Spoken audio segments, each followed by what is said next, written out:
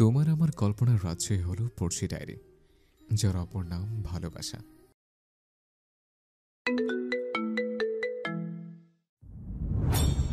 প্রহর শেষের আলোয় রাঙা সেদিন চৈত্র মাস, তোমার চোখে দেখেছিলাম আমার সর্বনাশ। আড়াল থেকে দেখেছি তোমার নিষ্পাপ মুখখানি, ডুবেছি আমি তোমার চোখের অনন্ত মায়া, বুঝিনি কবু সেই মায়া তো আমার তরে না। ডুবেছি আমি তোমার চোখের অনন্ত মায়া, বুঝিনি কবু সেই মায়া তো আমার তরে না। 7 বছর পর দেশে ফিরেছে খান বংশের দুই বড় ছেলে, আরিশান আরিশ খান আর রাদিফ খান। এই 7 বছরে রাদিফ দেশে ফিরতে চাইলেও আরিশ একটা বাড়ির জন্য দেশে ফিরতে চায়নি। হয়তো সে এখনো আসতো না যদি না সময়টা তাকে বাধ্য করত। ঢাকা গুলশান এলাকায় খান বংশ সবচেয়ে উচ্চ ও নামি দামি বংশ, আর 5টা নামি দামি বংশের মতো খান বংশ অন্যতম একটি। আরিশের বাবারা মোট 4 ভাই 1 বোন। আরিশের বাবা সবার বড়, ওনার নাম সাফওয়ান খান। রাদিফের বাবা মেজ, ওনার নাম মাহমুদ খান। ওনার রাদিফের পাশাপাশি আরও একটা ছেলে আছে, ছেলে আজমান খান আয়ান, বয়স 23, এবার ভার্সিটির 3rd ইয়ারে পড়ে। সেজু চাচু, ওনার নাম সাইফুল খান। ওনার 2 মেয়ে, রোদেলা খান রোদ, বয়স 20, এবার এসএসসি পরীক্ষা দিয়েছে। আয়শা খান ফারি, বয়স 18, এবার ইন্টার ফার্স্ট ইয়ার। ছোট চাচু, ওনার নাম ইউসুফ খান। ওনার 3 মেয়ে, সুমায়া খান ইভা, বয়স 19, ভার্সিটি ফার্স্ট ইয়ার। মরিয়ম খান জুথি, বয়স 17, এবার এসএসসি পরীক্ষা দিচ্ছে। মুনিয়া খান মনি, বয়স 11, 4-এ পড়ে। আরিশ ওর বাবা মার একমাত্র ছেলে। বিশাল বড় ব্যবসা খান বংশের, দেশের প্রতিটি নামী জায়গায় তাদের প্রতিষ্ঠিত অফিস আছে এবং কি দেশের বাইরেও তাদের ব্যবসার কাজকর্ম করা হয়। তাদের খান বংশ আরও একটি নামে পরিচিত, মির্জানি বংশ, যার মানে আদিপুরুষ থেকে কঠিনত্ব রাজনীতিবিদ। ঢাকা গুলশান এলাকায় মির্জানি বংশ নাম নিলে এক নামে লোকেরা তাদেরকে চেনে। আজ এত নাম সুনাম শুধুমাত্র তাদের ভ্রাতৃত্বই ছিল মূল্যবোধ। সেখান থেকেই বিস্তার আজকের সাম্রাজ্য। ওই যে যেখানে হাতে হাত সেখানেই ইতিহাস রচনা হয়। কথায় আছে না, একতাই বল। আজ সবাই হাতে হাত রেখে তাদের যৌথ পরিবারকে এখনও ধরে রেখেছেন এবং তাদের দেখলে মনে হয় বাড়ির সকলের প্রাণ যেন এক সুতায় বাঁধা। তবে ওনাদের 4 ভাইয়ের মধ্যে ছোট ভাইয়ের ব্যবসার কাজ কিংবা রাজনীতি কোনোটাই পছন্দ ছিল না। ওনার দেশের জন্য কাজ করতে ভালো লাগতো, তাই উনি ভাইদের মতামত নিয়েই দেশ সেবার জন্য সেনাবাহিনীতে যোগদান করে। ওনার প্রথম প্রথম চাকরি জীবন ভালো কাটলেও 2019 সালে আর্মি এবং বিজেপির পিলখানায় গণ্ডগোল হওয়ার পর 2014 সালে বিজেপি ও আর্মি হল মিটিংয়ে বসেছিল। সেখানে গোলাগুলি হওয়ার পর সে আর বাড়ি ফিরেনি। ওনার নিখোঁজ হওয়ার পর ওনার বাকি 3 ভাই থানায় নিখোঁজ এফআইআর করেছিল, তবে পুলিশরা নাকি ওনাকে খুঁজে পাননি। ওনারা বংশগত রাজনীতিবিদ হওয়ার কারণে ভাইকে খুঁজে পায়নি বলে 2 জন পুলিশের চাকরি নিয়েছিলেন, তবে এতেও কাজ হয়নি বলে ওনারা নিজেরাই অনেক খোঁজাখুঁজি করেছেন, তবে ফলাফল শূন্য। তাই এক প্রকার হতাশ হয়ে ওনারা ভেবেই নিয়েছেন ওনাদের ছোট ভাই আর জীবিত নেই। রাদীপ 7 বছর পরে দেশে ফিরেছে, তাই তাকে নিতে তার বাবা, বড় আব্বু আর তার ভাই আয়ান এসেছে। কিছুক্ষণ দাঁড়াতেই রাদীপকে ট্রলি হাতে প্লেন থেকে নামতে দেখে সবার মুখে হাসি ফুটে ওঠে। রাদীপকে রিসিভ করতে কিছু পা এগোতেই চোখে পড়ে রাদীপের পাশ ধরে লাগেজ হাতে নেমে আসে আরিশ। আরিশকে রাদীপের সাথে দেখে সবার চোখ কোঠার উপর উপক্রম, সবার পায়ের কদম যেন ওখানে স্তব্ধ হয়ে যায়।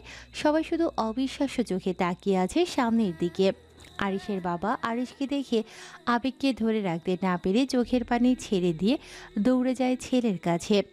ততক্ষণে আয়ান ও প্রাণপ্রিয় বন্ধুর মতো ভাইকে দেখে দৌড়ে গিয়ে আরিশকে হাসি মুখে হাঁক করে বলে, ভাই তুমি দেশে ফিরেছ?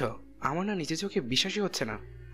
অবিশ্বাসের কিছু নেই, আর ছাড়, মেয়েদের মতো একদম গা ঘাসাঘাসি করবি না। আমি মেয়েদের মতো ঘা ঘেঁষাঘেঁষি করি?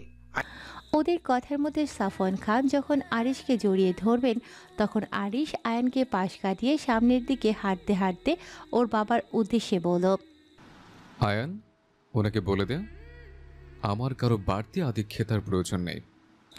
সাফওয়ান খান আর কথা বাড়ালেন না। ছেলের যে ওনার প্রতি গভীর রাগ ক্ষোভ জমে আছে সে বিষয়ে উনি আগে থেকেই অবগত, এবং কি তার ছেলেটা যে কতটা পরিমাণ জেদি তেরা সেটা এই 7 বছরে উনি ভালোই বুঝেছেন। তাছাড়া এত বছর পর ছেলেটা নিজ ইচ্ছায় দেশে এসেছে, তাই উনি এখন বাড়তি ঝামেলা চান না। ছেলেটা না হয় কিছুদিন থাকুক, তারপর না হয় মানিয়ে নেওয়া যাবে। তবে আরিশ যে ওনাকে এড়িয়ে চলে এটা উনি বাপ হিসেবে মেনে নিতে পারেন না। দীর্ঘ নিঃশ্বাস ফেলে ছেলের যাওয়ার দিকে তাকিয়ে রাদীপদের তাড়া দেয় বাসায় যাওয়ার উদ্দেশ্যে। বাড়ির ছেলে বাড়ি ফিরেছে, তাই মা চাচিদেরও রান্নাঘরে হরেক রকম রান্নার বৈহারি চলছে। কে কোনটা রান্না করে খাওয়াবেন সেটা নিয়ে তাদের ব্যস্ততা। কিরে, লেবুর শরবতটা কি বানিয়েছিস? হ্যাঁ ভাবি, সব হয়ে গেছে।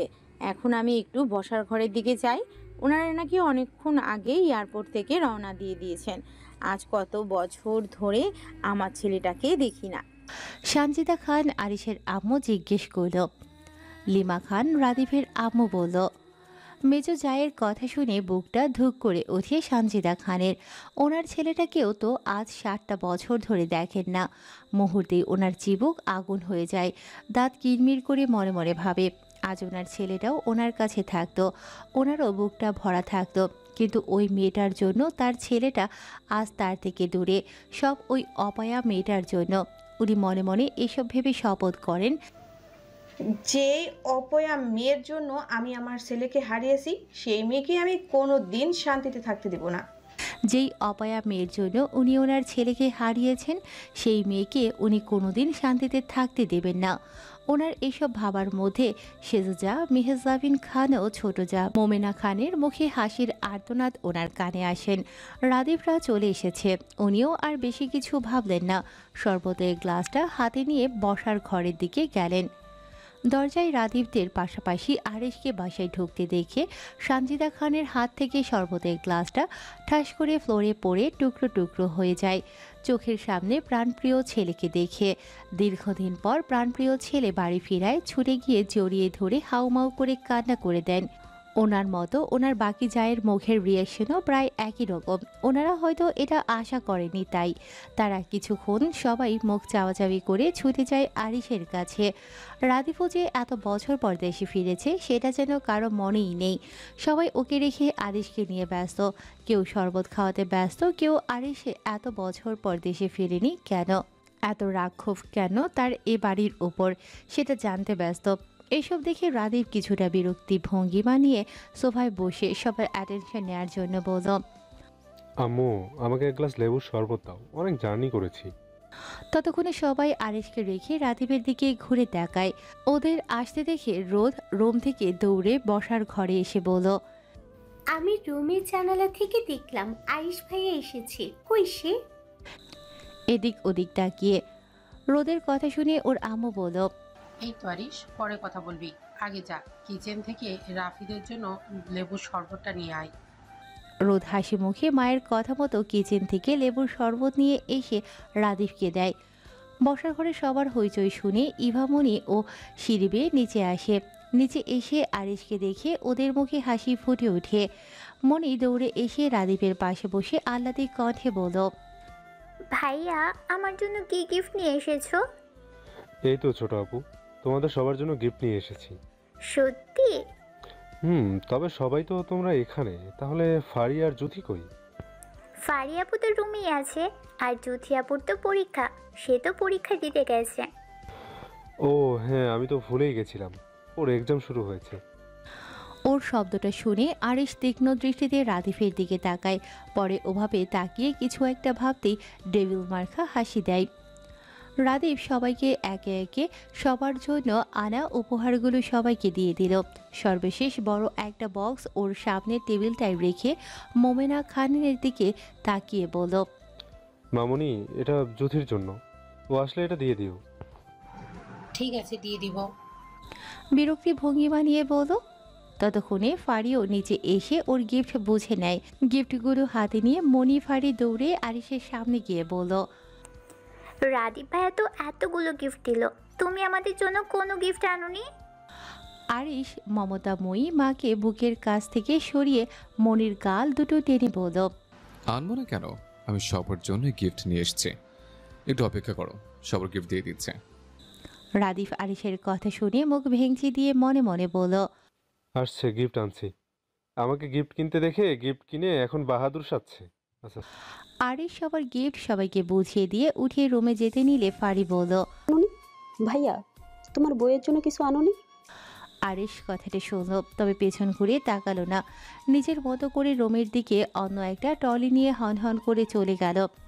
যানজটহীন পরিবেশ, বৈশাখী রোদ্দুরের গরমের উত্তাপে মানুষ প্রায় অতিষ্ঠ হয়ে গেছে। এত কড়া রোদ, ধুলোবালি, ওরা পরিবেশ মুহূর্তেই কালো মেঘে ঢেকে গেছে। হবে না কেন, বৈশাখ মাস বলে কথা। ধুম করে যেন আকাশ জুড়ে কালো মেঘের হাত ছানে। কিছুক্ষণ পরেই যেন ধুমছে বৃষ্টি নামবে, হলেও তাই। ধুমধুম আকারে সর্বশক্তি নিয়ে যেন বৃষ্টি পৃথিবীর বুকে বর্ষিত হচ্ছে। যুথিও মাত্র পরীক্ষা দিয়ে পরীক্ষার হল থেকে বের হয়েছিল। এত বৃষ্টি দেখে একটা জায়গায় কিছুক্ষণ দাঁড়ায় বৃষ্টি থামার জন্য। তবে একটা 30 মিনিট বেজে যাওয়ায় আর দাঁড়ালো না। হয়তো 30 মিনিট লেট হওয়াতেও মন্দ শুনতে পারে।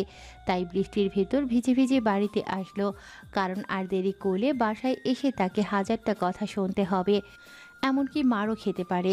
তাই সব কিছু চিন্তা করে এই সিদ্ধান্ত। বাসায় এসে পরনের ভিজা জামা কাপড় তাড়াতাড়ি করে চেঞ্জ করে নেয়। এমনিতেই এই হঠাৎ বৃষ্টিতে এক লাগাদ দুদিন ভিজার কারণে ঠান্ডা লেগে গেছে। আজ আবারও ভিজল। শরীর ঠিক থাকে কিনা কে জানে। পরীক্ষাগুলো আলাদা আলাদা করে ভালোভাবে দিতে পারলেই হলো। মানুষের একটা না একটা দিক তো থাকে তাকে সাপোর্ট করার জন্য, কিন্তু যুথি হয়তো সেই কপাল নেই তাকে সাপোর্ট বা সেবা করার। তাই সে দীর্ঘ নিঃশ্বাস ছেড়ে বিছানায় গা এলিয়ে দিল। ফারি রুমের বারান্দা দিয়ে যুথিকে বাসায় ভিজে ভিজে আসতে দেখে রুম থেকে বেরিয়ে দৌড়ে যুথির রুমে এসে হাজির হয়ে যুথিকে শুয়ে থাকতে দেখে বলল, বউ, তোকে কতবার বলবো, তোর এখন পরীক্ষা চলছে, বৃষ্টিতে ভিজিস না ভিজিস না। এখন তো ঠান্ডা লাগিয়ে বসে আছিস, তোর জ্বর আসলে তোকে কে দেখবে? তোর পরীক্ষা কে দিবে? ফারি রাগী দৃষ্টি নিয়ে কোমরে হাত দিয়ে কথাগুলো বলল। যুথি ফারির কথা শুনে শোয়া থেকে উঠে বসলো। কেউ তাকে ভালো না বাসলেও ওকে সাপোর্ট না করলেও এই একজন আছে যে ওকে সবসময় সাপোর্ট করে, ভালোবাসে। তবে ও একা এটা বললে ভুল হবে। ইভা, সেও যুথিকে ভীষণ ভালোবাসে এবং সব বিষয় তাকে সাপোর্ট করে। তবে ইভা যুথির আপন বোন হয়েও ওকে যতটা না ভালোবাসে তার থেকেও ফারি ওকে ঠিক তার থেকেও ভালোবাসে। তাই আবারও একটা দীর্ঘশ্বাস ছেড়ে বলল, হয়েছে, বাদ দে না, ঠিক হয়ে যাব আমি। আর পরীক্ষাও আমিই দেব। ও হ্যাঁ, তোকে না কতবার বলেছি ওই নামে আমায় ডাকবি না। হ্যাঁ, সেটা তো আমি জানি। আপনাকে কোনো কথা বললে আপনি তো শোনেন না, তাই আপনাকে বললাম না। যাই হোক, রাদীপ ভাই এসেছে। কি, ভাইয়া চলে এসেছে? বলে রুম থেকে দৌড়ে যেতে নিলে ফারি আবার বলল, সাথে আরিশ ভাইও এসেছে। ফারির বলা শেষ কথায় যুথির পা দুটো যেন ওখানেই থমকে যায়।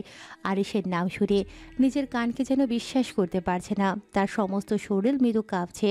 তাই পুনরায় ফারির দিকে ঘুরে অশ্রুসিক্ত চোখে ওর দিকে তাকিয়ে কাঁপা কাঁপা কণ্ঠে বলল, তুই আমায় মিথ্যে বলছিস তাই না? তোর মনে হয় আমি তোকে মিথ্যা বলি? যাই হোক, তুই ফিরলে রাদীপ ভাই তোকে তার সাথে দেখা করতে বলছে। ও হ্যাঁ, তোর পরীক্ষা কেমন হলো? ওই তো বরাবরের মতো ভালোই হয়েছে। সকাল থেকে কিছু খেয়েছিলি? না। হ্যাঁ, তা খাবে কেন? যখন গ্যাস্ট্রিককে লাড়া দিবে তখন বুঝবেন। আরে রাগ করিস না, আজকে হল কেন্দ্রে পৌঁছানোর পরপরই হলে ঢুকিয়ে দিয়েছে। আর পরীক্ষা শেষ হওয়ার সাথে সাথেই বৃষ্টি শুরু হলো, তাই খাবার খাওয়ার আর সময় পাইনি। বুঝেছি, এখন খেতে চলেন। হ্যাঁ যাবো, তবে আগে রাদীপ ভাইয়ার সাথে দেখা করে আসি। আচ্ছা, আমি তাহলে যাই, তুই তাড়াতাড়ি আসিস। আচ্ছা। ক্ষমতার পালা বদলে এখন এক নতুন দৃশ্যপট বাবার ছায়া মারিয়ে এবার ছেলেই নেমেছে নির্বাচনের ময়দানে। একদা যে ছিল উত্তরসূরি, আজ সেই দাবি রাখে সিংহাসনের। রক্তের সম্পর্কই এখন হয়ে উঠেছে রাজনীতির প্রধান হাতিয়ার। তাই ক্ষমতাকে হাতের মুঠোয় আনার জন্য আরিশ ততক্ষণে জামাকাপড় চেঞ্জ করে বেরিয়ে পড়েছিল। সকাল গড়িয়ে দুপুর, এখন পর্যন্ত বাড়ি ফেরার নাম নেই। সব কিছু ঠিকঠাক করে সে আজ বাড়ি ফিরবে, এটাই সিদ্ধান্ত নিল। আরিশের পাশাপাশি আয়ান ও সকাল থেকে ওর পাশেই ছিল। বলতে গেলে আয়ান আরিশ দুজন দুজনার কলিজার বন্ধু। কেউ কারো কষ্ট বা অপমান সহ্য করতে পারে না। আরিশ এত বছর দেশের বাইরে থাকলেও আর কারো সাথে কথা হোক কিংবা না হোক, প্রতিনিয়ত আয়ানের সাথে কথাটা হতো। আর আজ আয়ানের জন্যই সে তার প্রিয়তার ক্ষণে ক্ষণে খবর পেয়েছে, প্রিয়তার খেয়াল রেখেছে, প্রিয়তার যোজনগুলো জানতে পেরেছে। ছেলেটা সেই আসার পরপরই বাসা থেকে বেরিয়ে গেছে। আপনি একটু দেখুন না কোথায় গেছে। সময় হলে চলে আসবে। ছেলে ছোট নেই, তার এখন আর আমাদের কথা শোনার বয়স নেই। সে তার নিজ ইচ্ছে চলে। ফোন দিলাম, কতবার রিং হলো, তবে রিসিভ করেনি। দুপুর হয়েছে, খাবার দাও। আরিশ চলে আসবে। হ্যাঁ। জ্যোতি সুন্দর সাদা রঙের একটা গোল ফ্রক পরে ড্রেসিং টেবিলের সামনে কোমর ছাড়িয়ে লম্বা চুলগুলো সোজা আঁচড়ে দিল। হলুদ ফর্সা গালে হালকা ক্রিম মেখে দিল, সাথে একটু সানস্ক্রিন। ব্যাস, এতেই তাকে মাশাআল্লাহ সম্পূর্ণ রেডি হয়ে জ্যোতি রাদিফের রুমে এসে বলল, তুমি আমায় ডেকেছিলে ভাইয়া? হ্যাঁ, তবে তুমি আমাকে ডেকেছিলে, এতটুকুই তো ঠিক ছিল। শেষের ভাইয়াটা না বললেও হতো। জ্যোতি রাদিফের কথা শুনে মুস্কি হেসে বলল, আপনি আমার বড় ভাই, তাই তো আপনাকে ভাইয়া বললাম। ইস, তোমার হাসিটা কতটা আকর্ষণীয়। বুঝলাম না। ওই যে তুমি হাসি দিলে তোমার হলুদ ফর্সা দুই গালে দুটো টোল পড়ে, আবার গোলাপি রাঙা ঠোঁটের নিচে কালো কুচকুচে কত সুন্দর একটা আকর্ষণীয় তিল, যা আমাকে বরাবরই মুগ্ধ করে। জ্যোতি রাদিফের কথা শুনে কিছুটা লজ্জা পায়, তাই কিছুটা সংকোচতা নিয়ে বলল, তুমি আমায় কেন ডেকেছিলে? তোমার জন্য একটা গিফট আছে। গিফট না আম্মুর কাছে দিয়েছো? সে তো সবার সাথে পাও না গিফট, তোমার জন্য স্পেশাল একটা গিফট আছে। সত্যি? হ্যাঁ, একটু অপেক্ষা করো, এখনই দিচ্ছি। রাদীপ কিছুক্ষণ পর একটা শপিং ব্যাগ এনে জ্যোতির হাতে দিয়ে হাসি মুখে বলল, তুমি বলেছিলে না তোমার একটা ফোন চাই, তাই তোমার জন্য বাহির থেকে আসার সময় নিয়ে আসলাম। কি ফোন? অবিশ্বাস্য। বলে প্যাকেট থেকে গিফট পেপার মোড়ানো একটা বক্স বের করে ঘুরিয়ে ফিরিয়ে দেখতে থাকে। জ্যোতি বক্সটা ঘুরিয়ে ফিরিয়ে দেখার মধ্যে রাদীপ সেদিকে তাকিয়ে মুচকি হেসে বলল, তুমি খুশি? আরে কি বলছো তুমি? খুশি মানে? আমি এতগুলো খুশি। হাসি মুখে দুহাত গোল গোল করে বলল, তোমাকে অসংখ্য ধন্যবাদ ভাইয়া। শোনো মেয়ে, আমাকে একদম ভাইয়া বলে ডাকবে না। তাহলে তোমাকে কি বলে ডাকবো? সেটা তোমার ইচ্ছে। তুমি তোমার অনেক বড়, তাই তোমাকে ভাইয়া বলেই ডাকবো। বলেই চলে যেতে নিলে রাদীপ পেছন থেকে আবার বলে উঠল, তোমার কালো চুলগুলো অনেক সুন্দর, একদম তোমার মতো। জ্যোতি আর দাঁড়ালো না, এসব তার নিত্যদিনের কারবার। যখন রাদীপ দেশে ছিল না তখন জ্যোতির সাথে সবসময় ভিডিও কলে কথা হতো, আর তখন বিভিন্ন কথা বলে জ্যোতিকে এমন লজ্জা দিত। জ্যোতিও তেমন কিছু মনে করতো না, বড় ভাই মনে করে। টেবিলে খাবার পরিবেশন করে সানজিদা খান সকলকে খেতে আসার জন্য তাগিদ দিতেই একে একে বাড়ির সকলেই টেবিলে খেতে বসে যায়। তার কিছুক্ষণ পরে জ্যোতি সিঁড়ি দিয়ে নেমে এসে টেবিলে বসতে নিলে সানজিদা খান বললেন, সবাই খেয়ে নিক, সবার খাওয়া হয়ে গেলে থালা বাসনগুলো ধুয়ে তারপর খেতে বসবে। জ্যোতি আর বসলো না, কষ্ট পেল না, এটা সে প্রতিদিনই শুনে। তাই চুপচাপ টেবিলের এক কর্নারে গিয়ে দাঁড়াবে তার আগেই জ্যোতির মা মোমেনা খান বললেন, রাফিদের সাথে যে আরিশর দেশে ফিরবে সেটা আমরা কেউ জানতাম না, তাই ওর রুমটা গোছানো হয়নি। যতক্ষণ আমরা খাবো তুই গিয়ে আরিশ বাবার রুমটা সুন্দর করে গুছিয়ে মুছিয়ে দিয়ে আয়। ইভা ফারি কিছু বলতে নিলে মোমেনা খান রাগী দৃষ্টিতে ওদের দিকে তাকায়। মোমেনা খানের এমন দৃষ্টি দেখে জ্যোতিও আর কিছু বলার সাহস পেল না। সহসা আরিশের প্রতি মনে একরাশ ভয় নিয়ে রুমের দিকে এগিয়ে গেল। আরিশ যেন বাসায় না আসে। আল্লাহ আল্লাহ করতে করতে রুমের প্রায় সব কাজ গোছানো শেষ করে এক জায়গায় দাঁড়াতেই সমস্ত শরীর ঘেমে একদম ছুঁই ছুঁই হয়ে গেছে মেয়েটার। সাদা জামা হওয়ার কারণে শরীরের অনেকটা জায়গায় স্পষ্ট বোঝা যাচ্ছে। অতি রঞ্জিত গরমে বিরক্ত হয়ে গায়ের ওনাটা বিছানার এক কর্নারে রেখে ঘর মোছার জন্য বালতিটা হাতে নিল। ঘর মোছার শেষ পর্যায়ে হুট করে আরিশ হুঙ্কার ছাড়তে ছাড়তে রুমের ভিতর প্রবেশ করে। ঠাস করে দরজাটা লাগিয়ে দেয়। হঠাৎ ঠাস করে দরজা লাগানোর শব্দ পেয়ে জুথি মৃদু কেঁপে ওঠে। তাড়াতাড়ি করে পেছনে ঘুরে আরিশকে দেখে। ওর চোখ ছানা বড়া হয়ে যায়। ওদিকে আরিশেরও সেম অবস্থা। সামনে সেই ফেলে রেখে যাওয়া বাচ্চা মেয়েটাকে চোখের সামনে এত বড় হতে দেখে আরিশ জুথির দিকে তীক্ষ্ণ চোখে খেয়াল করলো। জুথির গায়ে ওড়না নেই, চুলগুলো খোপা করা, শরীরের আকর্ষণীয় অনেক জায়গায় স্পষ্ট বোঝা যাচ্ছে। এটা দেখে আরিশ বাঁকা হাসলো। কালো প্যান্ট, কালো শার্ট, ভেতরে সাদা গেঞ্জি, চুলগুলোর সামনের দিকে অগোছালো, হাতে ব্র্যান্ডেড ঘড়ি, গায়ের রং অনেকটা ফর্সা, লম্বা সফিট, সব মিলিয়ে ছোট্ট ধরনের একটা ক্রাশ খায় জুথি। কিছুক্ষণ আরিশের দিকে ড্যাব ড্যাব করে চেয়ে থাকার মধ্যে ওর কানে আসে কঠিন কণ্ঠে বলা কিছু কথা। তোকে আমার রুমে আসার পারমিশন কে দিল? আর তোর সাহসী বা হলো কিভাবে আমার রুমে আসা? ব্যাস এতটুকু কথাই যথেষ্ট ছিল জুথির ভয়কে বাড়িয়ে দেওয়ার জন্য। তার জন্যই এই বাড়ি ছেড়েছিল আরিশ। তার জন্যই এতটা বছর সে এই বাড়ি ফিরেনি। এখন এতটা বছর পর বাড়ি ফিরে তার উপর রাগ দেখিয়ে যদি আবার চলে যায়, তাহলে বাড়ির প্রতিটা মানুষ এবার ওকেই বাড়ি থেকে বিদায় করে দেবে। সেই ভয়ে কিছুটা পিছিয়ে গিয়ে বলল, বিশ্বাস করেন ভাইয়া, আমি আপনার রুমে মোটেও আসতে চাইনি। আম্মু বললো আপনার রুমটা পরিষ্কার করে দিতে, তাই এসেছি। জুথি বিছিয়ে যেতেই ওর খোপা করা চুলগুলো পিঠ ছড়িয়ে খুলে যেতেই আরিশ সেদিকে তাকিয়ে বলল, বয়সের সাথে সবকিছু তো বড় হয়ে গেছে তোর। এখন দেখতে আগের চেয়ে অনেক হট লাগছে। মানে? আরে তুই মানে বুঝতে পারছিস না? কাছে আয়, কে কি বড় হয়ে গেছে ধরে দেখাই, তাহলে বুঝে যাবি। জুথি আরিশের কথা শুনে ভ্রু কুঁচকে নিজের শরীরের দিকে ভালোভাবে পর্যবেক্ষণ করতেই এবার আরিশের কথার মানে কিছুটা হলেও বুঝল। একটাবারও ভাবল না আরিশ অন্য কিছুর কোথাও তো বলতে পারে, কিন্তু জুথি সেসব না ভেবে নিজে যা বোঝার বুঝে সাথে সাথে নাউজুবিল্লাহ পড়ে বিছানার কাছে গিয়ে ওনাটা গায়ে ভালোভাবে জড়িয়ে বলল, আপনার রুম পরিষ্কার হয়ে গেছে, আমি এখন যাই। যেতে বলেছি। কথাটা বলে দুপা সামনে দিতেই আরিশের কথা শুনে পা দুটো থমকে যায় জুথির। ওখানে দাঁড়িয়ে কাঁপা কাঁপা কণ্ঠে বলল, থেকে কি করব? আমাকে চুমু খাবি। আস্তাগফিরুল্লাহ, নাউজুবিল্লাহ, এগুলো কি বলছেন আপনি ভাইয়া? বারবার কথার শেষে ভাইয়া ডাকটা শুনে আরিশের আগে থেকে দাউ দাউ করা রাগটা যেন আরও ঝলঝল করে উঠল। তাই তেড়ে গিয়ে জুথির দুবাহু চেপে ধরে রুক্ষ কণ্ঠে বলল, কোনো ভাই হই না আমি তোর, ভাতার হয়ে, বুঝছিস? আস্তাগফিরুল্লাহ, বিদেশ গিয়ে মনে হয় মাথাটা পাগল হয়ে গেছে। কি সব গাঁজাখুরি কথা বলছে, আবার কত জোরে আমার বাহুটাও চেপে ধরেছে। মনে মনে এইসব কথা ভেবে আরিশের থেকে ছাড়া পাওয়ার জন্য মুচড়ি করে কিছু বলতে যাবে তার আগেই আরিশ বলল, অন্যের মুখে প্রশংসা শুনতে খুব ভালো লাগে, তাই না? তাদের থেকে অ্যাটেনশন নিতে ভালো লাগে, হ্যাঁ?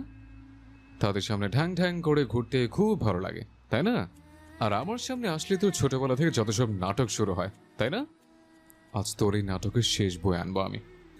জুথি আরিশের এমন কথায় ভয়ে জামার দুই সাইড শক্ত করে খামচে ধরে। কোনো রকম তোতলাতে তোতলাতে বলল, কি কি এমন করেছি আমি যে আমাকে দেখার সাথে সাথে আপনি আমার সাথে এমন ব্যবহার করছেন? কি করেছিস, তাই না? আজ বোঝাচ্ছি কি করেছিস। বলে ওকে ছেড়ে একটা মোটা দড়ি এনে ওর হাত দুটো বাঁধে। জুথি আরিশকে ওর হাত বাঁধতে দেখে কান্না জড়িত কণ্ঠে বলল, এভাবে হাতটা কেন বাঁধছেন? ব্যথা পাচ্ছি তো আমি। ব্যথা পা গিয়ে তুই আজ সারা রাত এভাবেই থাকবি। দোহাই লাগে আপনার, পরশু পরীক্ষা আছে আমার, আমাকে এইভাবে আটকে রাখবেন না ভাই। আমি পড়তে পারবো না, পরীক্ষা ভালো হবে না, প্লিজ যেতে দিন আমায়। বিশ্বাস করুন, আমি না মরে গেলেও এই রুমে আর পা রাখবো না, সত্যি কোনোদিনও না। জোরে জোরে কান্না করে কথাগুলো বলতেই আরিশ সেদিকে তাকিয়ে জুথির গাল চেপে বলল, এই রুমেই তোর শুরু, এই রুমেই তোর শেষ। গোধূলির শেষ বিকেলের তেজবিহীন সূর্য ডুবে গিয়ে সেই অনেকক্ষণ আগেই পৃথিবীর বুকে অন্ধকার নিয়ে এসেছে। শুধু শহরের চারিদিক থেকে যানজটের আওয়াজ ভেসে আসে। আরিশ জুথিকে তখন খাটের সাথে ওভাবে বেঁধে রেখে দরজার বাহির থেকে পিনলক সেট আপ করে রেখে গেছে। আরিশ চলে যেতে জুথি অনেকবার হাত খোলার চেষ্টা করেছে, কিন্তু অতিরিক্ত টাইট হওয়ার জন্য খুলতে পারেনি। একসময় সকাল থেকে না খাওয়া অতিরিক্ত কান্নার ফলে দুর্বলতার রেশ ধরে বাঁধা অবস্থায় সেখানেই ঘুমিয়ে যায়। বাবার কথা মতো রাদিফও তখন খাবার খেয়ে পারিবারিক ব্যবসায় দেখভাল করতে গেছে, কারণ আরিশ সাফ সাফ বলে দিয়েছে আমি কোনো ব্যবসায় কাজ সামলাতে পারবো না, আমি রাজনীতি করব। সে কোনো ব্যবসার কাজ সামলাতে পারবে না, সে রাজনীতি করবে। তাই বাড়ির কেউ আর তাকে ব্যবসা সামলাতে জোর করেনি, কারণ আরিশ যা বলে তার বিরুদ্ধে গেলে সে আবারও সবকিছু ফেলে রেখে চলে যাবে। তাই ওনারা ছেলের কাজে চুপ থাকেন। ছেলে যা করে শান্তি পাচ্ছে পাক না। সাফওয়ান খান তো আর ছেলের নামে কম টাকা রাখেননি, যা রেখেছে তা অর্ধেকের অর্ধেক আরিশের খরচে লাগবে না। তবে বংশের বড় ছেলে বললে ব্যবসা করবে না, জিনিসটা সাফওয়ান খান একদম মেনে নিতে পারলেন না। ছেলের ওপর কিছু বলতেও পারলেন না। আয়ান ও আরিশের মতো রাজনীতি করবে বলে পরিবারকে জানায়। বাকি থাকে রাদীপ। এখন সেও যদি তাদের মতো রাজনীতি করতে চায়, রাজনীতিতে জড়িয়ে যায়, তাহলে ওনাদের ব্যবসা একদম রসাতলে যাবে। তাই সাফওয়ান খান ও মাহমুদ খান রাদীপকে আগেভাগে ব্যবসার কাজ বুঝিয়ে দেয়, যাতে ওদের মতো ওনা রাজনীতিতে জড়িয়ে পড়ে। এই বিষয়ে আরিশ ও আয়ান কেউ তেমন মাথা ঘামায়নি, কারণ আরিশের পারিবারিক ব্যবসা বাদেও নিজের আলাদা ব্যবসা আছে। সেটা ও বাহিরে থাকাকালীন ওখানে বসে পরিচালনা করেছে। তার পাশাপাশি আয়ান দেশে বসে আরিশকে সাহায্য করেছে। দুই ভাই মিলে ঠুনকো ব্যবসাকে আজ উচ্চ সীমায় নিয়ে গেছে। যেই আরিশের দ্বারা কোনো কিছু হওয়া সম্ভব ছিল না, যে শুধু বস্তু মারামারি ভাঙচুর করা ক্ষমতা খেলা, সেই আরিশ আজ পরিবারের কাছে নিজেকে যোগ্য প্রমাণ করেছে। সে চাইলে আল্লাহর রহমতে সব পারে, সেটা তার পরিবারকে সে দেখিয়ে দিয়েছে। আরিশ, আয়ান ও আরিশের কিছু বন্ধু মিলে রাজনৈতিক বিষয়ে কিছু আলোচনা করছিল। এমন সময় আয়ান বলল, আরিশ ভাই, সেই সকালে এসে একবার বেরোলে, এখন আবার বাইরে এসেছো? বনু মানে তোমার মৌয়ের সাথে দেখা করেছিলে? আরিশের ততক্ষণে স্মরণে আসে তখনকার সময় তার মৌকে বেঁধে আসার কথা।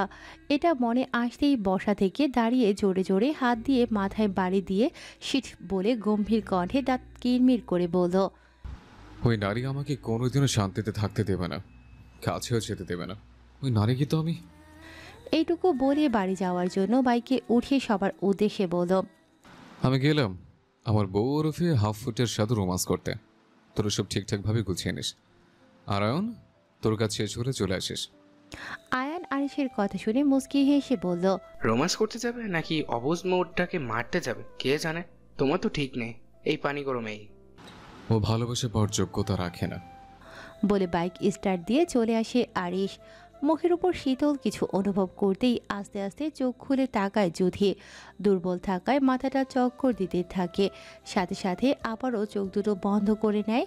ওর সামনে যে কেউ বসে ওকে স্থির দৃষ্টিতে খুঁটিয়ে খুঁটিয়ে দেখছে, সেদিকে ওর কোনো খেয়াল নেই। আরিশ তার মৌকে তৃষ্ণার্ত দৃষ্টিতে দেখে আস্তে করে বলল, মৌচাক, তোমাকে আমার হয়ে থাকতে হবে। যেমন ছিলে ঠিক তেমনি ভাবে, মৃত্যুর আগ পর্যন্ত। বলে যুথির হাতের বাঁধন খুলে দেয়। যুথি হাত খোলা পেয়ে দড়ির দাগ বসে যাওয়া জায়গাগুলো দু হাতে মোড়াতে মোড়াতে বলল, আপনি এসেছেন? আমি আপনার জন্য অনেকক্ষণ বসেছিলাম, কিন্তু আপনি আসেননি। এখন প্লিজ আমায় এখান থেকে যেতে দিন, আমার শরীরটা ভীষণ দুর্বল লাগছে। যেতে দিব, একটা শর্ত আছে, তবে কিছু ফেরত দিব। যুথি আরিশের সামনে থেকে যাওয়ার জন্য তাড়াতাড়ি শর্ত মানতে রাজি হয়ে বলল, কি শর্ত? যদি তোর এই গোলাপি রঙে ঠোঁটের স্বাদ নিতে দিস, তাহলে তোকে আমি ফিজিক্যাল স্বাদ নিতে দেব, আর এটাই আমার পক্ষ থেকে ফেরত দেওয়া। ছি, কি সব নোংরা কথাবার্তা বলছেন আপনি? আরিশ ভাই আসছেন পর থেকে কি বলছেন এগুলো? ঠিকই বলেছিস, তোর থেকে দূরে যাওয়ার পর তোর প্রতি নোংরা জিনিসটা আমার কাজ করে। তোকে দেখলে বারবার তোর ঠোঁটের স্বাদ নিতে মন চায়, তোর সাথে ইন্টিমেট হতে মন চায়। এখন আমি কি করতে পারি বল? আমার না এইসব শুনতে ভালো লাগছে না, কেমন অস্থির লাগছে, শরীর কাঁপছে আমার। আরিশ যুথির অবস্থা বুঝতো, বুঝে বাঁকা হেসে বলল, কেন? কারণ আপনার প্রতিটা কথা খুব ধারালো, যা আমার পুরো অঙ্গকে কাঁপিয়ে দেয়। তাই? আরিশের মুখে তাই শুনে যুথি কিছুটা বোকা বনে যায়। এই কথায় যে কেউ তাই বলে এটা ওর ধারণাতে ছিল না। ওর ভাবনার মধ্যে আরিশ কথা এড়াতে বলে, তা ম্যাম, আপনার জন্য কিছু সারপ্রাইজ নিয়ে এসছে, দেখবেন? কি হলো, চুপ করে আছেন কেন? থাক, আপনাকে কিছু বলতে হবে না, আমি দেখাচ্ছি। বলে আরিশ শপিং ব্যাগ থেকে মোড়ানো কিছু একটার মতো বের করে বলল, এই যে দেখছেন, এটা হচ্ছে কারেন্ট হিটার, যেটা এখন আমি কারেন্টে দিয়ে গরম করব এবং গরম করে আপনার 2 গালে চেপে ধরবো। তাতে কি হবে জানেন? জুথি আরিশের কথা শুনে দুপা পিছিয়ে গিয়ে ভয়ে ভয়ে মাথা দুদিকে নাড়ালো, যার মানে সে জানে না। আরিশ জুথিকে না করতে দেখে বাঁকা হেসে বলল, আপনার সুন্দর গাল দুটোতে চেপে ধরবো, আর তাতে আপনার গালে পড়া টোল দুটো একদম বোঝা হয়ে যাবে। তারপর আর কেউ আপনাকে আপনার গালে টোল দুটো ভীষণ সুন্দর বলে আক্ষেপ করতে পারবে না। ও হ্যাঁ, আরও একটা জিনিস এনেছে, লেজার, যা দিয়ে মানুষের মাথা ন্যারো করে দেয়।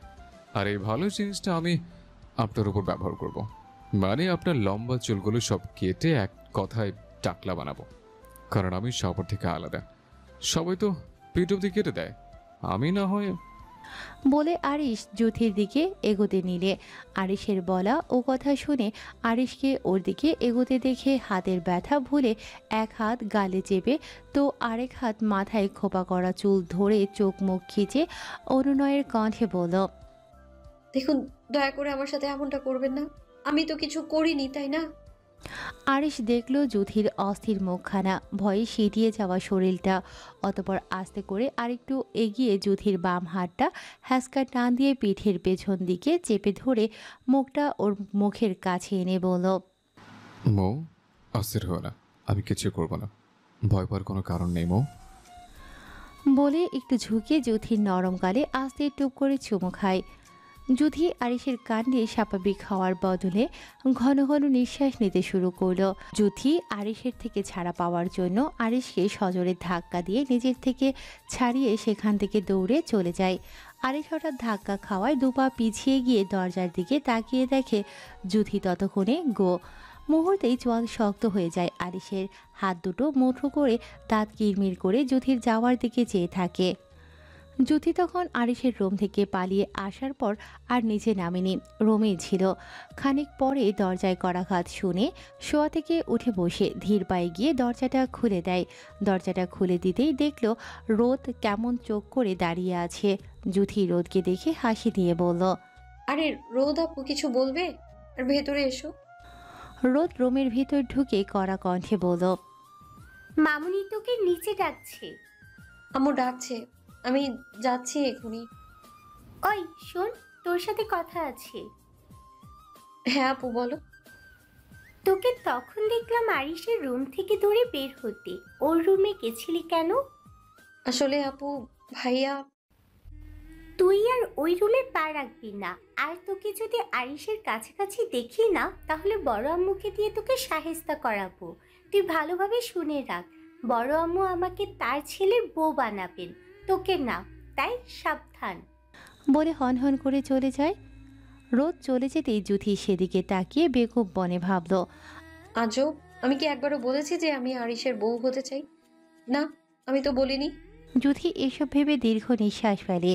রোদ সবসময়ই এমন, আজ পর্যন্ত কোনোদিন জুথির সাথে ভালো ব্যবহার করেনি, এমনকি সুযোগ পেলে গায়ে হাত পর্যন্ত তুলত। সে ছোটবেলা থেকেই একটু খিটখিটে স্বভাবের ছিল। আপন বোন ফারির সাথেও খিটখিট করত।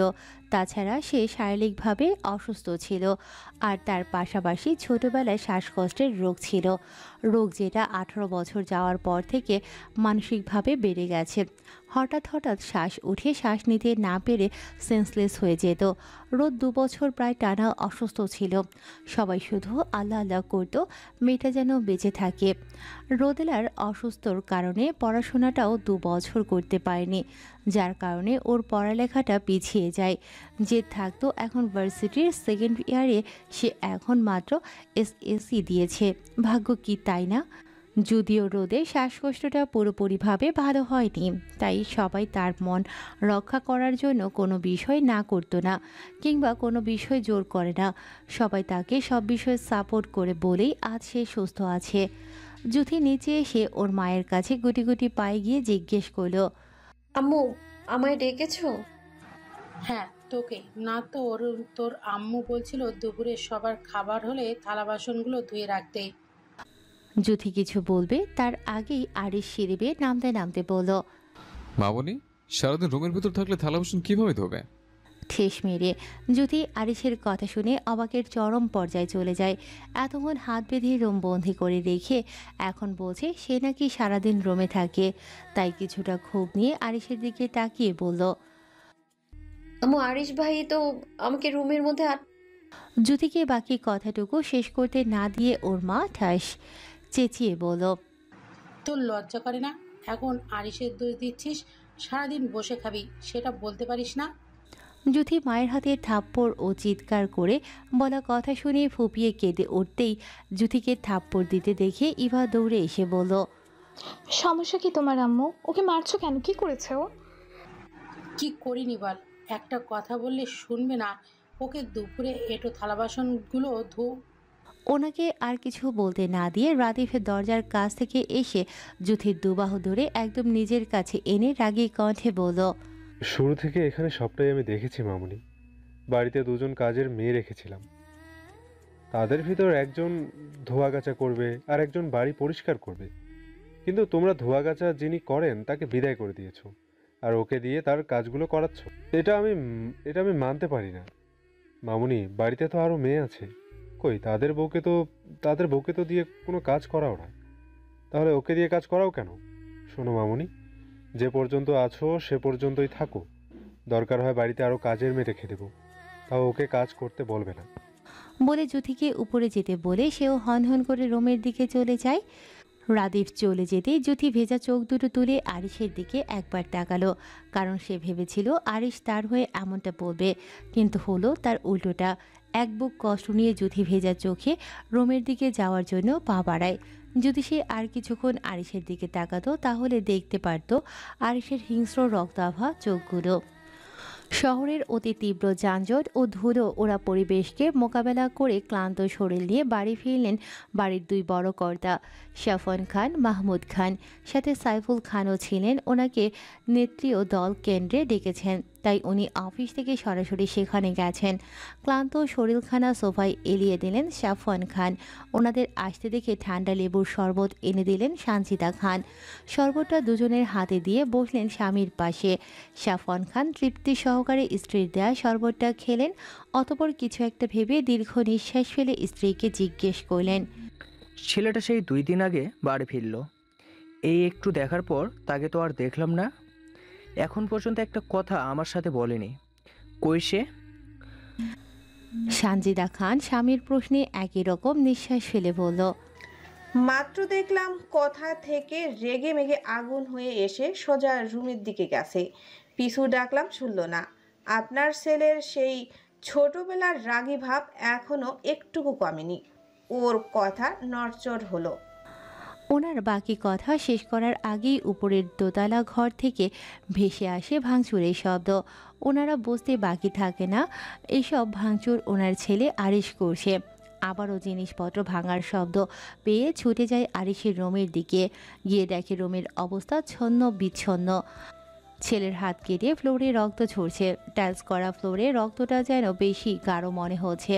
সানজিদা খানের বুকটা ধক করে ওঠে, দৌড়ে ছেলেকে শান্ত করার জন্য আহজারি করে কান্না জড়িত কণ্ঠে বলল, আমার সোনা, কি হয়েছে বাবা বল, এমন করছো কেন?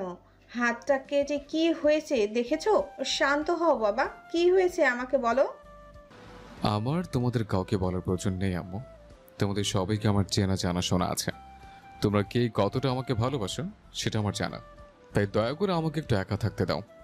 ছেলের আবারও আগের মতো পাগলামি দেখে সাফওয়ান খান কাছে যেতে যেতে বললেন, বাবা আমার কি হয়েছে আমাদের বল, আমরা সব ঠিক করে দিব। সাফওয়ান খানকে ওর দিকে এগোতে দেখে চেতে ওঠা রাগটা যেন আরও চেতে উঠেছে, তাই জোরে জোরে হুঙ্কার ছেড়ে বলল, মা, এই লোককে আমার রুম থেকে বের হতে বলো, আর নয়তো যদি এবার আমি আবার চলে যাই, বিশ্বাস করো কোনো দিন আর এই বাড়িতে পা রাখবো না। আরে সে তোমার বাবা হয়, তুমি তার সাথে এমনভাবে কথা বলছো কেন? দেখো মা, যেটা আমার সেটা একান্তই আমার, সেটা নিয়ে টানা হাতড়া করা আমার মোটেও পছন্দ না, আর তোমরা বারবার সেটাই করছো। কি করেছি আমরা? হ্যাঁ বলো, কি করেছি আমরা? তুমি যখন যেটা চাও আমরা সেটাই দেওয়ার চেষ্টা করি, তোমার মন রক্ষা করার চেষ্টা করি, তারপরও তুমি। আরিশ ওর মাকে হাত জাগিয়ে বলল, ব্যাস আম্মু, আর মিথ্যে বলো না। তোমরা আর কত মিথ্যে বলবে? আরিশ, আম্মু, মৌ তো আমার ছিল, তাই না? মৌয়ের সাথে তো আমার বিয়ে হয়েছিল, তাহলেও কেন আমার হয়ে হচ্ছে না জানো?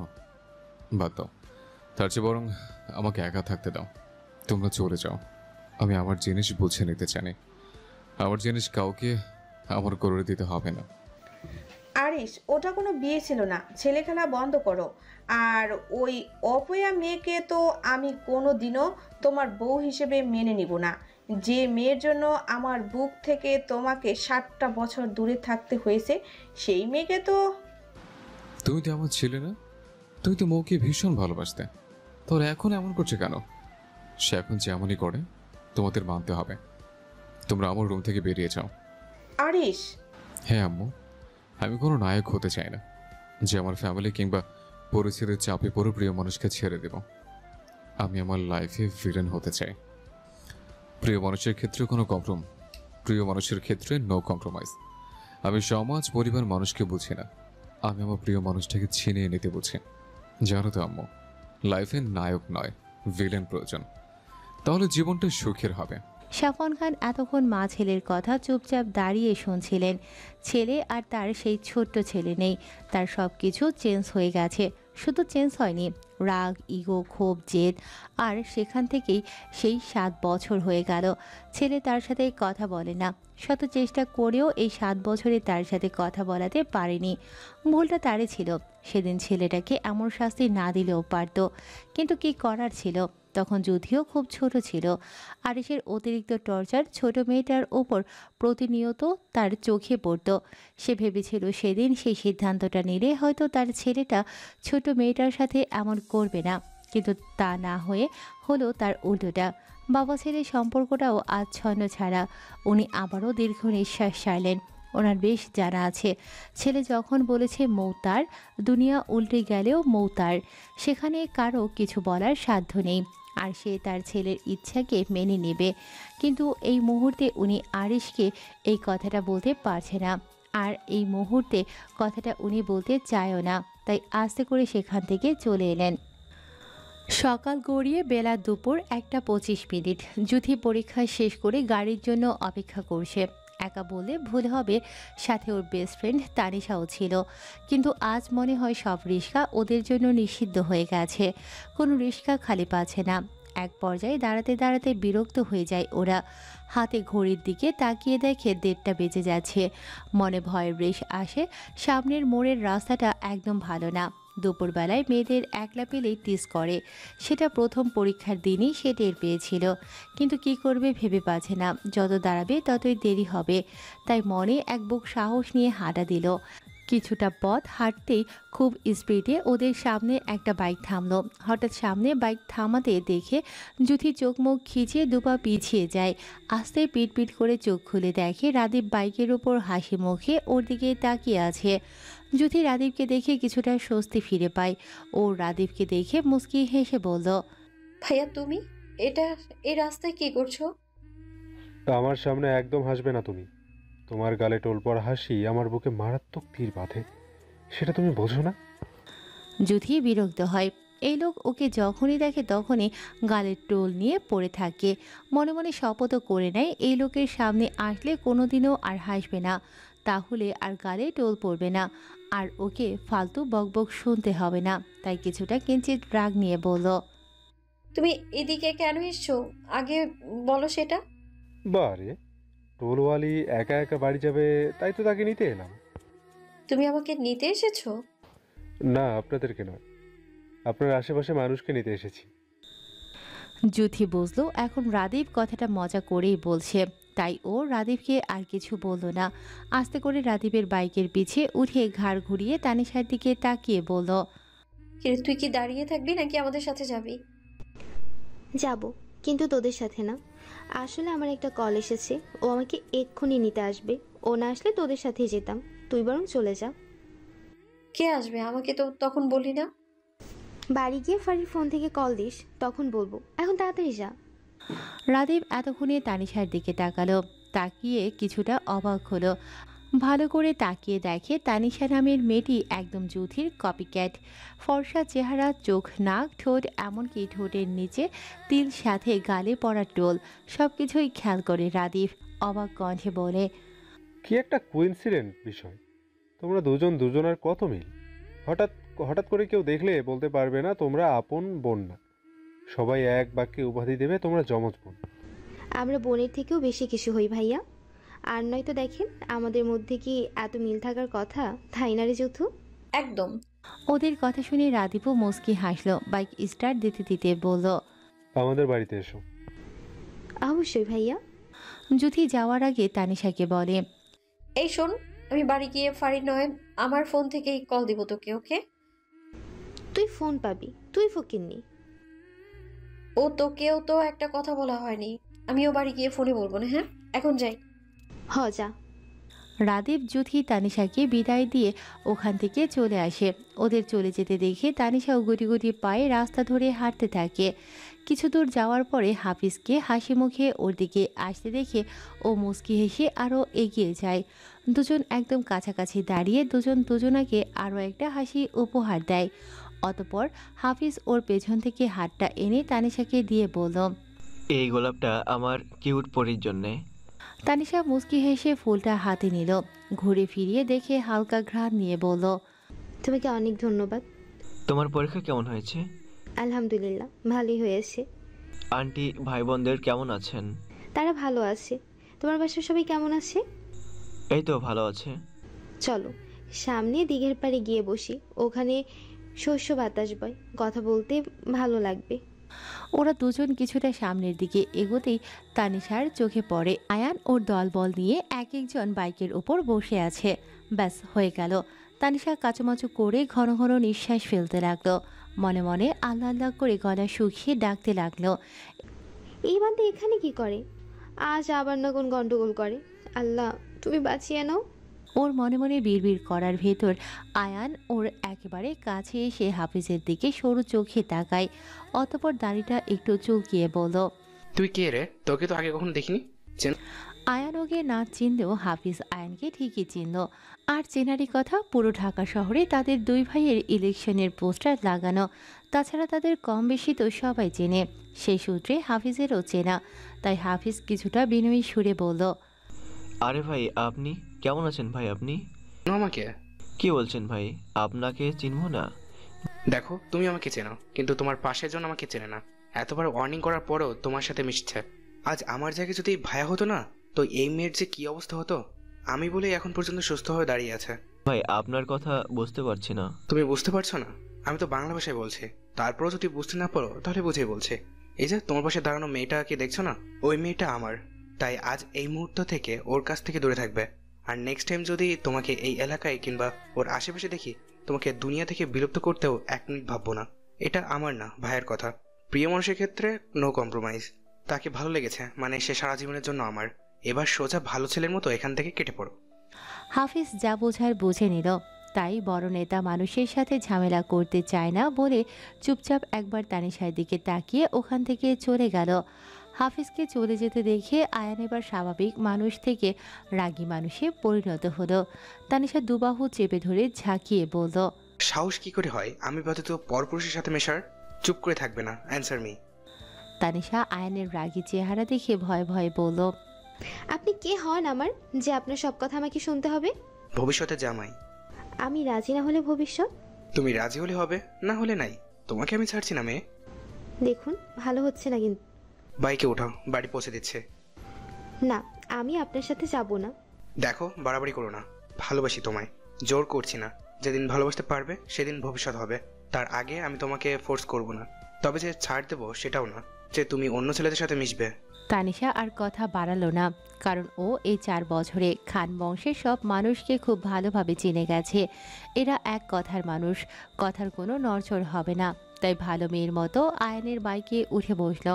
তানিশাকে বসতে দেখে আয়ানও আর কথা বাড়ালো না, বাইক স্টার্ট দিয়ে তানিশার বাসার দিকে রওনা হলো। আরিশও মাত্র বাইক নিয়ে বাসায় ঢুকছিল, তখন পাশ দিয়ে রাদীপকে বাইক নিয়ে ঢুকতে দেখে ভ্রু কুচকে ওর দিকে তাকায়। রাদীপের পেছনে হেলমেট পরা কাউকে দেখে কুচকানো ভ্রুজোড়া আরও কুচকে যায়। আরিশের কুচকানো ভ্রুজোড়া তখন স্বাভাবিক হয় যখন দেখে রাদীপের পেছনে হেলমেট পরা মেয়েটা আর কেউ নয়, তার মৌ।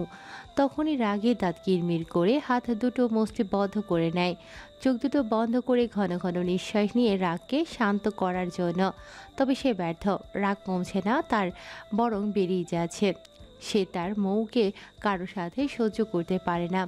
এতটা বছর কাছে ছিল না ঠিকই, তবে আয়ান বাপ চাচা ব্যতীত তার মৌ আজ পর্যন্ত কোনো ছেলের সাথে কথা বলতে পারেনি।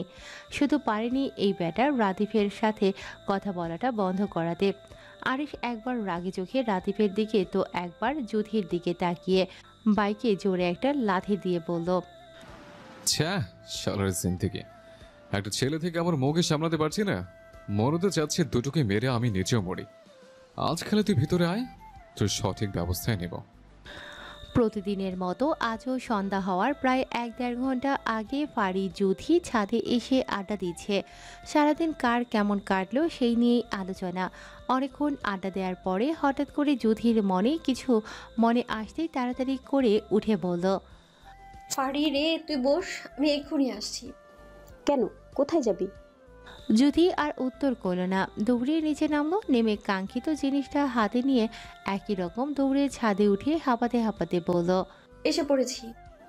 এখন বল, গিয়েছিলি কোথায়? বলছি একটু জিরিয়ে নে। যুথি বক্স থেকে ফোনটা বের করে ফাড়ির সামনে ধরে বলল, এই দেখ।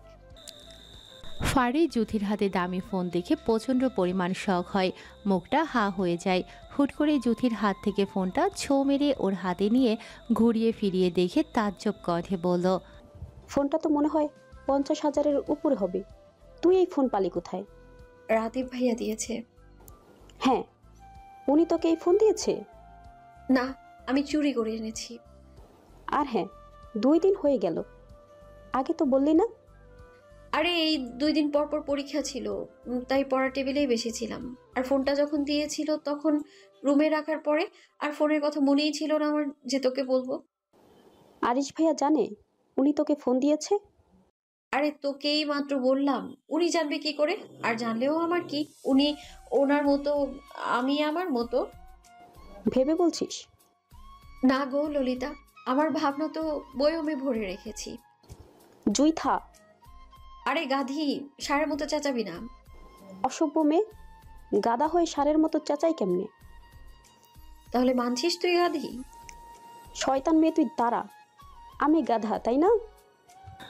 যুথিকে আর পাইকে খিলখিল করে জোরে জোরে হাসতে হাসতে গোল গোল দৌড়াতে লাগলো। ফারিও যুথির পেছনে পেছনে থাম বলছি বলে দৌড়াতে লাগলো। একটা সময় পরে যুথি নিজেই থেমে যায়, গায়ের পাতলা জর্জেট ওড়না দিয়ে নাক চেপে ধরে বলল, তুই কি বাজে কোনো গন্ধ পাচ্ছিস? এতক্ষণ দৌড়াদৌড়ি করার জন্য অনেকটা ঘেমে গেছে যুথি, হাঁপিয়েও গেছে বেশ। ঘন ঘন নিঃশ্বাস ফেলার ভেতর নাক চেপে ধরায় শ্বাস নিতে কষ্ট হচ্ছে ওর, প্রায় দম বন্ধ হয়ে আসার পালা। কোনো রকম হাঁপাতে হাঁপাতে শ্বাস নিতে নিতে আবারও বলল, ফাড়ি রে, আমার শ্বাস নিতে কষ্ট হচ্ছে, কেমন বাজে একটা গন্ধ আসছে, যে গন্ধটা আমি একদমই সহ্য করতে পারছি না। ফারিও গন্ধটা পাচ্ছে, তবে ওর তেমন সমস্যা হচ্ছে না। ও ভালো করে স্মেল নিয়ে বলল, এটা তো সিগারেটের গন্ধ আসছে। আমাদের ঘরে তো কেউ সিগারেট খায় না। ফারি ছাদের আশপাশটা ভালোভাবে তাকালো, তখন ছাদের রেলিং ধরে আরিশকে এক দৃষ্টিতে যুথির দিকে তাকিয়ে সিগারেট খেতে আর তার ধোঁয়া ছাড়াতে দেখে ফারি তপ্ত শ্বাস ছেড়ে ওর দিকে এগিয়ে গিয়ে বলল, ভাইয়া, ওটা ফেলে দাও, মৌ শ্বাস নিতে পারছে না। ফারির কথায় আরিশের কোনো হেলদোল হলো না, এখনও এক দৃষ্টিতে তার মৌয়ের দিকে তাকিয়ে আছে। তবে কিছু একটা ভেবে ফারির দিকে তাকিয়ে বলল, তুই নিচে যা, আমি আমার বউকে সামনে নিচ্ছি। ফারিকে কথাটা বলতে দেরি, কিন্তু ওর যেতে দেরি হলো না। একবার যুথির দিকে তাকিয়ে বিনা বাক্যে চলে গেল। ফারিকে চলে যেতে দেখে আরিশ সিগারেটের ধোঁয়া ছাড়তে ছাড়তে যুথির কাছে গিয়ে দাঁড়ায়। যুথির নাকে আসা গন্ধটা আরও তীব্র হয়, দুপা পেছাতে পেছাতে একদম রেলিংয়ের সাথে গিয়ে মিশে যায়। এতটা তীব্র গন্ধ না নিতে পেরে চোখ দুটো লাল হয়ে তাতে পানি জমে যায়। তবুও অনেক কষ্টে আরিশকে বলল, আরিশ, দয়া করে হাতে সিগারেটে ফেলে দিন, আমি এগুলো খাওয়া একদম পছন্দ করি না। এইসব কিছুর ধোঁয়া সহ্য করতে পারি না আমি, প্লিজ ফেলে দিন। মায়াভরা দৃষ্টি নিয়ে তার মৌয়ের কথাগুলো শুনল। অতপর সিগারেটটা মুখের কাছ থেকে নিয়ে জোরে একটা টান দিয়ে হাত থেকে সিগারেটটা ফিক্কা মেরে নিচে ফেলে দিল। মুখটা আকাশের দিকে ও এর মতো করে ধোঁয়াটা আকাশের দিকে উড়িয়ে দিয়ে তার মৌয়ের দিকে তাকিয়ে বলল, আমি আরিশ, আজ এই মুহূর্ত থেকে সিগারেট খাওয়া বন্ধ করে দিলাম, শুধু আমার মৌচাকের জন্য। যুথি আরিশের কথাটা মালুমে নিল না, কারণ সে তখনও গন্ধ থেকে নিজেকে প্রোটেক্ট করার জন্য ব্যস্ত। কিছুক্ষণ পর গন্ধটা না পেয়ে মুখ থেকে ওনাটা সরিয়ে স্বস্তির নিঃশ্বাস নিল। তারপর আস্তে আস্তে চোখ খুলে আরিশের দিকে তাকায়। ভেজা চোখ, গোলাপি টকটকে কাঁপা কাঁপা ঠোঁট, নিজেকে স্বাভাবিক রাখতে পারল না। তাই সে সাথে সাথে চোখ দুটো বন্ধ করে মাথাটা একটা ঝাড়ি দিয়ে চোখ মেলে তাকালো। আবারও চোখে পড়ল মৌয়ের মায়া ভরা মুখটা। ব্যাস, নিজেকে আর কন্ট্রোল করতে পারল না। দুহাত রেলিংয়ের দুপাশে রেখে যুথিকে দু হাতের মধ্যে করে নিল যাতে বের না হতে পারে। আস্তে আস্তে করে যুথির ঠোঁটের কাছে ঠোঁট নিয়ে গভীরভাবে ঠোঁট দুটো নিজের আয়ত্ত করে নিল। যুথির শখ, ভীষণভাবে শখ হলো। যেমনইভাবে মানুষ ধ্যানে পড়লে তার আশেপাশে কি হয় কিছুই বুঝতে পারে না, যুথির বেলায় ঠিক তেমনটা হয়েছে। টানা 1 মিনিট না 2 মিনিট না 7 মিনিট আরিশ যুথির ঠোঁট দুটো নিজের ঠোঁটের সাথে আবদ্ধ করে রেখেছে। আরিশের চুমু খেয়ে মন ভরে গেলে আস্তেই তার মৌয়ের ঠোঁট দুটো ছেড়ে দেয়। তৃপ্তির চোখে তাকিয়ে আবারও শব্দ করে গালে চুমু খায়। হুশ আসে যুথির। আরিশকে নিজের কাছ থেকে ঠেলে সরাতে চায়, কিন্তু আরিশকে এক চুলও সরাতে পারেনি। আরিশ যুথির আদলের দিকে মুগ্ধ দৃষ্টিতে তাকিয়ে বলল, তোর শত ভুল শত অন্যায় আমি 1000বার ক্ষমা করতে রাজি, কিন্তু তোর ভুল অন্যায় ক্ষমা করলেও তোর দিকে যে হাত বাড়ানোর চেষ্টা করবে তাকে শেষ করতে আমার এক মুহূর্ত সময় লাগবে না, কারণ তোকে সম্পূর্ণ আমার থাকতে হবে। এতটুকু বলে আবারও অন্য গালে শব্দ করে চুমু খায়। পরপর চুমু খেতে দেখে যুথি আরিশকে ধাক্কা দিয়ে হাত দুটো দিয়ে গাল ঘষতে ঘষতে বলল, ছি, বারবার এভাবে চুমু কেন খাচ্ছেন? আপনার লজ্জা করে না? আপনি ভাই হয়ে। হুট করে কি হলো বুঝলো না। যখন চুটে ব্যথা অনুভব করে তখন শব্দ করলো আরিশের থেকে ছাড়া পাওয়ার জন্য, কারণ আরিশ যুথির ঠোঁট দুটো কামড়ে ধরেছে। যুথি বারবার হাত থাপড়াচ্ছে আরিশের থেকে ছাড়া পাওয়ার জন্য। একটা সময় আরিশ ছেড়ে দিল। যখন যুথির ঠোঁট দুটো ফুলে উঠল, যুথির ঠোঁটে হাত দিয়ে নিচের দিকে তাকিয়ে ফুপিয়ে কান্না করছে। আরিশ যুথিকে কান্না করতে দেখে বেজায় বিরক্ত হয়ে বলল, সোজা রুমে যাবে, গিয়ে পড়তে বসবি মৌ, আমি ফারিকে দিয়ে সন্ধ্যার নাস্তা পাঠিয়ে দেবো। যুথি ফুপিয়ে কাঁদতে কাঁদতে নিচে নেমে এলো। তখন ওখান থেকে রাদিফও রুমে যাচ্ছিল। যুথিকে কাঁদতে কাঁদতে রুমে যেতে দেখে ভ্রু কুঁচকে সেদিকে তাকিয়ে পাশে তাকায়। তখন আরিশও ছাদ থেকে নেমে এসেছে। আরিশকে দেখে রাদীপ এগিয়ে এসে বলল, যুথি কান্না করতে করতে গেল কেন? তুই কিছু বলেছিস? সেটা কি তোর মতো বালের কাছে কৈফিয়ত দিতে হবে? মুখের ভাষা ঠিক করে কথা বল। কি করবি তুই? আমার বাল ফালাবি? দরকার হলে বাল ফেলাবো। ঠিক আছে, আগে ফালাবি, তারপর বলতে আসবে। তুই যুথির থেকে দূরে থাকবি। সেটা তুই বলার কে রে? বরঞ্চ তুই দূরে থাকবি আমার মোড় থেকে, আর নয়তো ভুলে যাবো তুই আমার চাচাতো ভাই হোস। বলে রাদীপকে আর কিছু বলার সুযোগ না দিয়ে দপ দপ পা ফেলে সেখান থেকে চলে যায়। সময় চলে যায় স্রোতের মতন। তখন ছাদ থেকে আসার পরে যুথি রাতের খাবার খেতে আর নিচে নামেনি। ফারিও ওর আর রুমে যায়নি। সন্ধ্যা থেকে একটানা পড়ার পর টেবিল থেকে উঠে দাঁড়ায়। যুথি অনেকটা পড়া পড়ে ফেলেছে, এখন আর কিছুই মাথায় ঢুকছে না। তাই এখন ঘুমানোর প্রস্তুতি নিচ্ছে। যদিও খিদে লেগেছে, তবুও সে আজ নিচে নামবে না। আরিশের মুখোমুখি সে হবে না। কিছুক্ষণ পায়চারি করার পর তানিশার কথা মনে উঠতেই ওর ফোনটা হাতে নেয়। চটজলদি করে ফোন দেয় ওর নাম্বারে। কিছুক্ষণ রিং বাজার পরে রিসিভ হয় অপর পাশ থেকে। ওই জানু, কি করিস রে? এই তো মাত্র পড়ে উঠলাম। আচ্ছা, এটা কি তোমার নাম্বার? হুম। তুই কি করিস? আমি মাত্র পড়ে উঠলাম।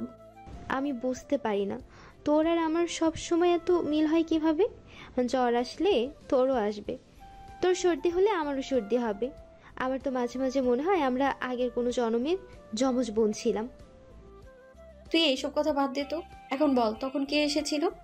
তানিশা ওকে সব বলো, শুধু বলো না আয়ানের কথাগুলো, কারণ যুথি যদি জানতে পারে আয়ান ওকে পছন্দ করে তো কাম হয়ে গেল। এমনিতেই সারাদিন তার মাথা খায় দু ভাইয়ের মধ্যে এক ভাইয়ের বউ করে আনবে, তাই আর বলতে গিয়ে বলল না। তানিশারও খুব ইচ্ছে ছিল ওর ভাইটা বড় থাকলে যুথিকে ওর ভাবি বানাবে, কিন্তু স্বপ্ন তো স্বপ্নই রয়ে গেল, কারণ ভাইটা যে অনেক ছোট। দু বান্ধবী আরও কিছুক্ষণ কথা বলে ফোন কেটে দিয়ে যে যার মতো শুয়ে পড়ল। অন্ধকারকে কাটিয়ে বিশাল সূর্যটা উদিত হলো পৃথিবীর বুকে, চারদিকে সূর্যের আলোয় আলোকিত হলো। খানবাড়িতেও কর্তাদের খাওয়ানোর জন্য কর্তীরা রান্নার কাজে ব্যস্ত হয়ে গেল। এমন সময় আরিশ ফুল রেডি হয়ে আয়ানকে নিয়ে বাসা থেকে বের হতে নিলে সানজিদা খান দৌড়ে এসে বললেন, আরিশ বাবা, তুমি কিছু খাবে না? আর এত সকালে তুমি কোথায় বের হচ্ছ? ইলেকশন নিয়ে একটু ঝামেলা আছে, সেখানে যাচ্ছে। খাবার খেয়ে যাও। না আম্মু, এখন খাওয়ার সময় পাবো না, বাইরে গিয়ে খেয়ে নেব। আয়ান, তুমিও খাবে না? না বড় আম্মু, আমিও ভাইয়ের সাথে খেয়ে নিব, তোমরা বরং খেয়ে নাও। দু ভাই আর দাঁড়ালো না, ব্যস্ত পায়ে হেঁটে গেল। তখন রেডি হয়ে যুথিও সিঁড়ি দিয়ে নামছিল। যুথিকে দেখে খাবার খেয়ে পরীক্ষা দিতে যেতে বললেন। যুথি আজ ভীষণ অবাক হচ্ছে, কত বছর হয়ে গেল তার বড় আম্মু তার সাথে হাসি দিয়ে কথা বলে না, আজ কত সুন্দর করে বলল। যুথিও দৌড়ে বড় মা যেই জায়গায় দাঁড়ানো সেখান থেকে একটা চেয়ার টেনে খেতে বসে বলল, দাও বড় আম্মু, খেতে দাও। সানজিদা খান বিরক্ত হলেন, তার রেশ ধরেই বললেন, যেটা খাবি ওখানে রাখা আছে, নিয়ে নে।